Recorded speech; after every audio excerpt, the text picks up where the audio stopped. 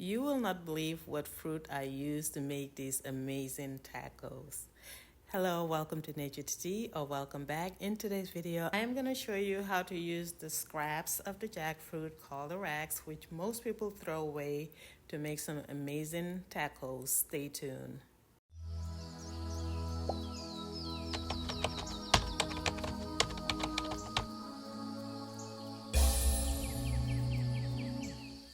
Hello, welcome to Nature to Tea, or welcome back. So I'm doing another jackfruit video again. This is like my fourth one, just because I love jackfruit so much. And by the way, it is going out of season, so get yours and freeze some for later.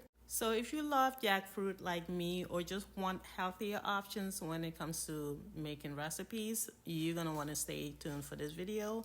And I have this additional extra bonus recipe at the end that is not only healthy but also amazingly tasty. There are different methods of cutting a jackfruit. I did a separate video on cutting a jackfruit and also how to prepare it. This is like my fourth jackfruit video, just because jackfruit is one of those fruits that are very healthy for you and you can do so much with it. So I came up with a whole bunch of recipes, and it is getting ready to go out of season, so go grab yours. And yes, you can freeze them, and I do have some in my freezer so that I can have it long after they are out of season. So when people cut a jackfruit, they get the pulp out of it and also the seeds to boil them or roast them. Then everything else goes in the trash. But hold up, here is a little secret, guys. These little stringy things called rags, they're not as flavorful, they're not sweet either. And I've been throwing them away just like most people until about 2 years ago. That's when I started learning that those things are actually edible, and I've been making tea with them. And I heard that people use the rags to make pulled pork, and some also use them for meat replacement. So instead of tossing it out in the trash, I decided to use them to make tacos.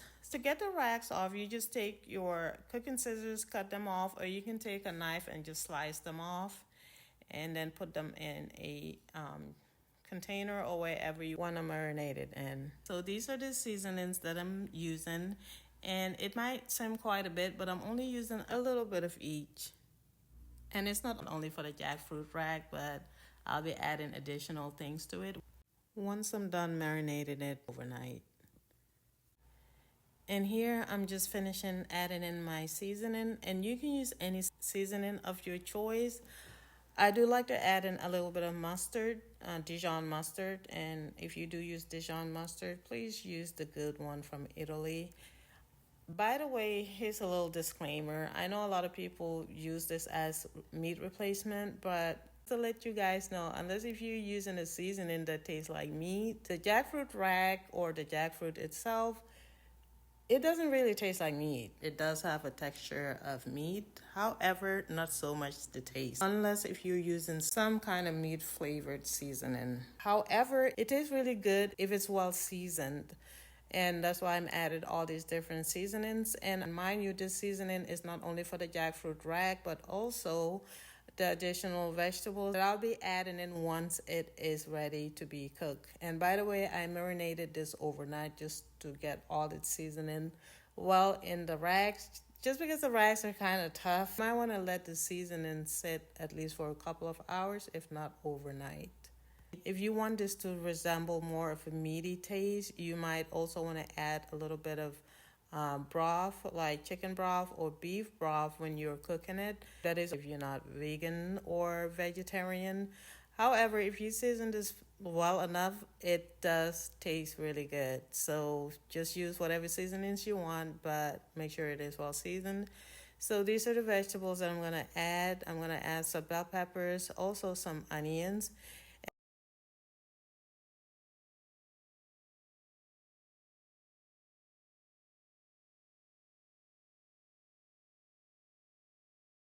Once everything is nicely mixed, it is time to cook this. And you can use any oil of your choice, but please avoid hydrogenated oils. I would normally fry this in avocado oil, but I happen to run out, so I'm using olive oil. And I'm just gonna saute this really well. By the way, the rags are a little tough, so you will have to cook it for at least 20 to 25 minutes to get it nice and soft. Another thing, health-wise, if you're health conscious like myself, use skillets and pots that are non-toxic, and this brand is Chef's Foundry. I'll put the link in the description box in case you want to get yours, but whatever you do, try to use a toxic-free skillet, because if you don't, you're probably going to be eating with toxins in your food. So anyway, I keep sauteing this and also frequently turning and mixing it so that it doesn't burn. And here's the end result, very soft and moist, and it is time to make my tacos. So my first recipe, I'm trying to make it as healthy as possible, and I am making my own tortilla using these ingredients. So for this one, I am using gluten-free tortilla, and I am making my own tortilla. This is my first time trying it, so let's see. I am using garbanzo bean as well as gluten-free flour. So with these flour, it doesn't really hold well because there's no gluten in them, but I'm a little gluten sensitive, so I'm trying to try different recipes to make my own tacos and bread. And so these are the two mixtures I use. I use 1 cup of each.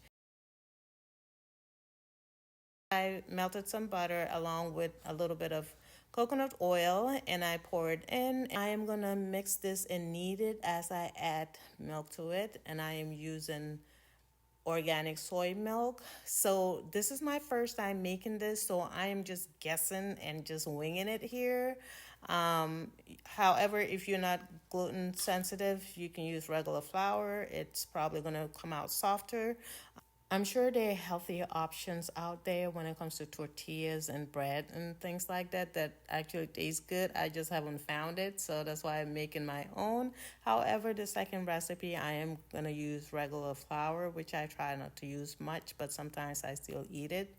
And here I'm adding more coconut oil just because I want to get a nice soft consistency, and I added a little bit of milk as needed. I just continue kneading this dough until everything is nice and incorporated. And I went ahead and divided it up into smaller pieces. Then I let them rest for about 15 minutes. All right, now it's time to roll these tortillas. So I grab my cutting board, sprinkle some flour, and then I section off those balls into even smaller pieces. So the trick to this, since there's no binding agent in this mixture and it is gluten-free, you have to be very gentle when you roll it. So I'm gonna grab my rolling pin and start rolling them. I gave each ball of dough a gentle press so I can flatten it. Then I started rolling them, and you have to be very gentle. So I just rolled it in different sections, and I try to get it as round as possible and fix the end so that everything is sealed.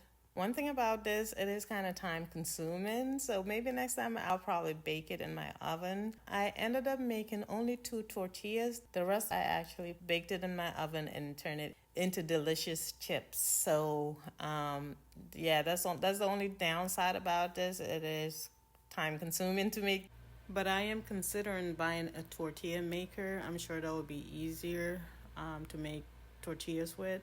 For the 2 tortillas that I made, I just added some coconut oil in a skillet, cooked it for a few minutes on each side until it was done.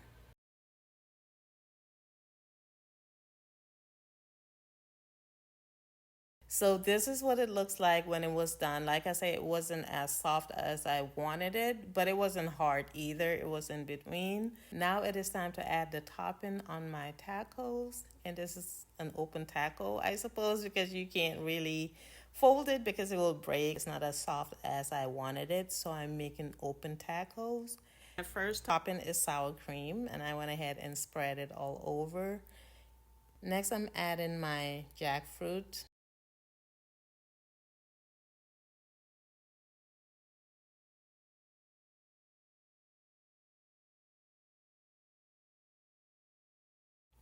Then the rest of the toppings, which are avocados and also a little bit of cilantro.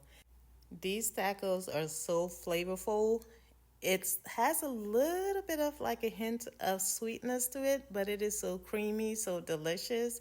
And the tortillas I made are pretty good. So I'm going to figure out a better way to make it and also to make it softer. That way I can have it as soft tacos if I wanted to.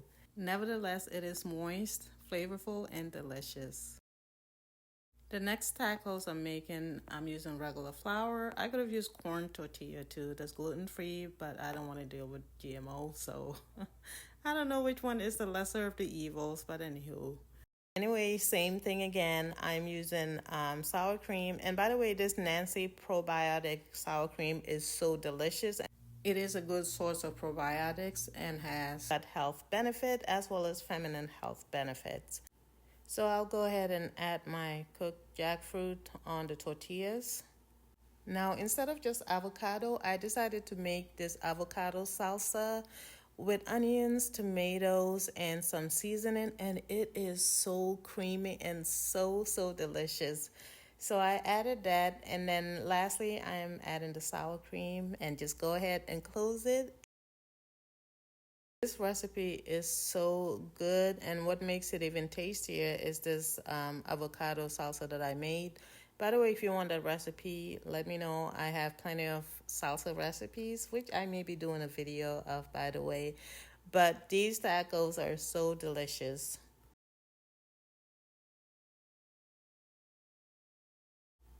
And here is the bonus recipe that I recently made, and it was so good that I have to add it to this video. So I used the leftover jackfruit mix to make stuffed bell pepper with it. I'm only using half of the bell pepper.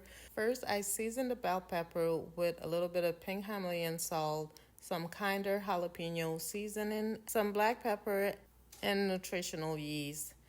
I also went ahead and drizzled some olive oil and massaged it really well all over. And I'm going to stuff the jackfruit mix in the bell pepper. Then I'll go ahead and roast it upside down so that the back is being roasted since the jackfruit is already cooked. So I stuffed the bell pepper, then I placed it on a foil upside down and roasted it for about 10 to 12 minutes, and this is what it looks like. This is so delicious, and by the way, I'm having it with some air fried okra and some soup that my daughter made. But this stuffed bell pepper is the bomb.